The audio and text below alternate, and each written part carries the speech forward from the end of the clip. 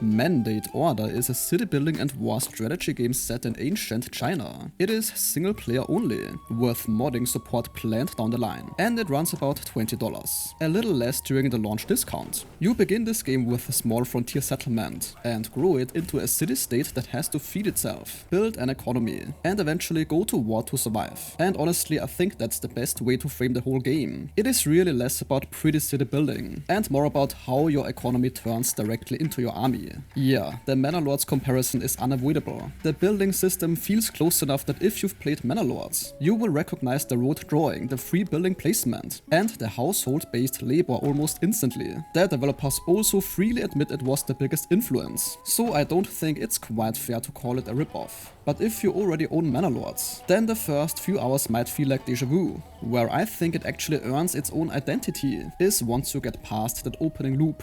Now, the basic gameplay loop in this game is gather resources, put people to work, build production chains, keep everyone fed and housed, expand infrastructure, arm your soldiers, build defenses, and then start dealing with other states diplomatically or militarily. Households physically walk out and do the labor themselves, instead of resources just appearing in a menu, which of course makes the city feel more alive than most games in the genre. Production is where I think the game is strongest. Making something as simple as a copper sword actually means mining ore, making charcoal, refining ingots and then crafting. And shielded troops need a whole separate supply chain, just for shields. It's a genuinely satisfying system once it clicks. Moving all that stuff around does require real transport capacity though.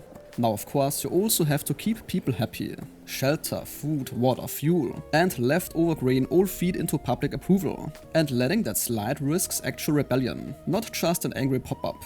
Farming follows the seasons in a way that feels reasonably grounded, and hunting requires a slaughterhouse to actually turn a kill into usable meat or hide. There are many of these small touches that have a big effect. The system I'd point to as the game's best idea is that your soldiers are literally the same people, running your economy. Again, very similar to Manor Lords. Calling people up pulls them straight out of the jobs, and you need an armory stocked with real weapons, before anyone can actually be equipped. If you push your army way too hard early on, then you can genuinely wreck your own production, which is a much more interesting tension than the usual spend goal get soldier formula. Combat itself is very ambitious, a bit too ambitious right now, with infantry, ranged units, and chariots. Plus a formation system where you drag a line to shape how your troops deploy, instead of picking from presets. It looks great on paper, but path finding and unit movement have clearly been a rough spot through development. And even with a lot of fixes already in, I wouldn't walk into this game expecting polished, precise tactical combat yet. Your city defense is genuinely one of the game's stronger pillars right now. Walls, towers, catapults, ballistae, and troops stationed directly on the walls. All these tie into invasions you can adjust the timing and frequency of, so you can lean into a more calm builder, or a much more hostile one. Bandits adding demands and raids on top of that gives the threat here some more personality. It doesn't feel like a mere wave counter.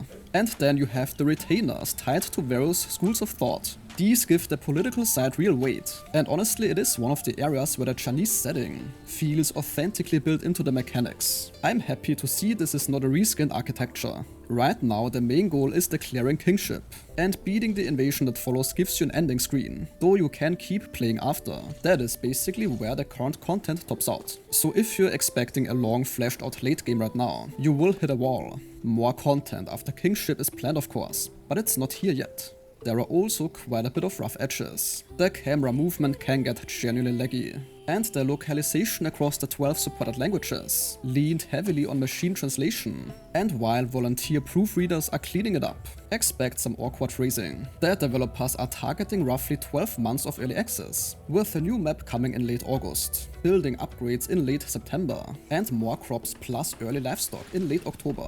So they are moving at a pretty quick pace. If you like the slow hands-on feel of Manor Lords, this game scratches that itch better than most games I can think of.